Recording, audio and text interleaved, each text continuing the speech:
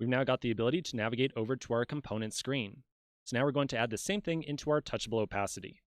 The code we're going to write for this is going to be just about identical to what we added into button. So I'll find the onPress callback right here. Remember, this is a function that gets ran anytime a user taps on any element inside of touchable opacity. I'll then remove that console log, and I'll replace it with props.navigation.navigate, and then as a string, we'll put the name of the route that we want to show. So the list screen has a route name of list with a capital L. So back over here, we'll call navigate and put in list with a capital L as well. Okay, so we'll save this, test it out really quickly. I can now tap on Go to List Demo and see our list screen appear.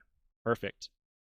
I can go back to my home screen, and I can now navigate between all three of these different screens very easily. And just to show it on Android as well, yep, works over here too. Okay, so this looks great.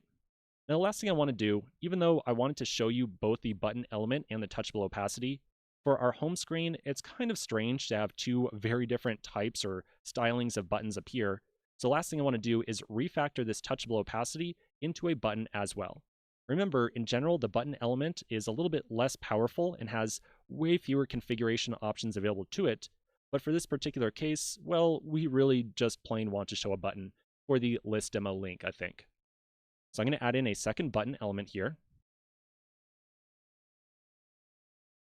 I'll give it a title of Go to List Demo. And then I'll add in a onPress prop. Remember, we're going to give that thing a arrow function like so. And then inside there, we can call props.navigation.navigate. And we want to navigate to list. And now we can clean up our touchable opacity. So I'm going to delete that entirely. All right, so now we should be able to save this, flip back over, and yep, there we go. We've got both of them, and they look pretty reasonable. Now on iOS, there's a very clear separation there, but on Android, those two buttons are right next to each other. So we'll eventually come back and add in a little bit of styling to this home screen, but for right now, we just need to be a little bit careful about which button we actually press. Okay, so that's pretty much it.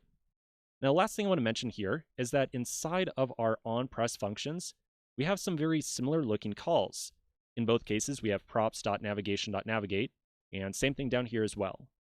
So if we want to, we could use a little feature out of ES 2015 JavaScript to slightly condense the code we've written here. Notice how we don't have any other reference to this props argument inside of our function. The only thing we are receiving this props argument for is to refer to that navigation property. So if we wanted to, we could refactor this by deleting props right there, putting in a set of parentheses, and then a set of curly braces inside there. We can then write out the word navigation. So this is referred to as destructuring, and we're essentially pulling off just the navigation property from that props object. We no longer have access to the props object inside of here. Instead, we have access only to the navigation one. So that means we can shorten up both props.navigation right here to be just navigation.navigate. And we could do the same thing for the second one as well, just navigation.navigate. So that just saves us having to write out that word props a ton of times inside of this component. We're going to use this pattern quite a bit throughout the course because very, very seldom do we ever want to receive the entire props object. Usually we just want to pull like one or two properties off of it. Okay, so I'll save this again just to make sure everything works. And yep, still looks good. Okay, so this is fantastic. Let's take a quick pause right here and move on to the next topic in the next video.